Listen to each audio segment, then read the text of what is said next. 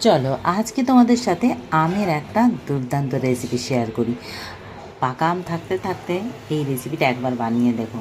হ্যাঁ, এটা আমি বানিয়েছি আম ছানা ভাপা। এটা এটা তোমরা মানে আমের সন্দেশও বানাতে পারো। তো আমি এটা ভাপা বানিয়েছি, জাস্ট সন্দেশের মতোই, একই রকম প্রসেস, আর কিছুই না। তো এখানে দেখো নিয়েছি 1.5 কিলো দুধ আর একটা আমটাকে ছুলে মিক্সির জারে দিয়ে দিলাম। আমি এখানে মিশ্রি ব্যবহার করেছি আর এলাচের দানা, তোমরা চাইলে চিনি দিতে পারো। আর দুধটা যেই ফুটে এসছে, ভিনেগার মেশানো জলটা রেডি করে রেখেছি, ব্যাস গ্যাসটাকে অফ করে দিয়েছি, দুধটা ফুটে এলো। আর এদিকে ছানাটা বানিয়ে নিলাম। তারপরে ছানাটাকে ধুয়ে একদম কাপড়ে ছেঁকে আর একদম একটা ভারী কিছু দিয়ে এটাকে রেখে দিলাম, এক্সট্রা জলটা বেরিয়ে যাবে। দেখো ছানাটা কত সুন্দর রেডি হলো। আর ওরই মধ্যে আবার দিয়ে দিলাম একসাথে সবগুলো পেস্ট করে নিলাম সুন্দরভাবে। দেখো স্মুথ একটা পেস্ট হয়ে গেল।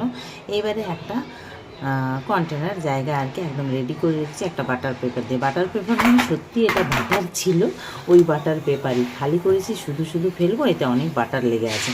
ব্যাস দিয়ে দিয়েছি, স্টিমে বসিয়ে দিলাম জল দিয়ে। আর এই কাপড়টা ঢাকার মধ্যে দেওয়ার কারণ হচ্ছে যাতে যখন ভাপে জলটা এর মধ্যে না পড়ে যায়, নালে এটা একদম ভিজে যাবে, মানে জল জল হয়ে যাবে। তো উপর থেকে আমি দিয়ে দিলাম একটু কেশর আর পিস্তা কুচি।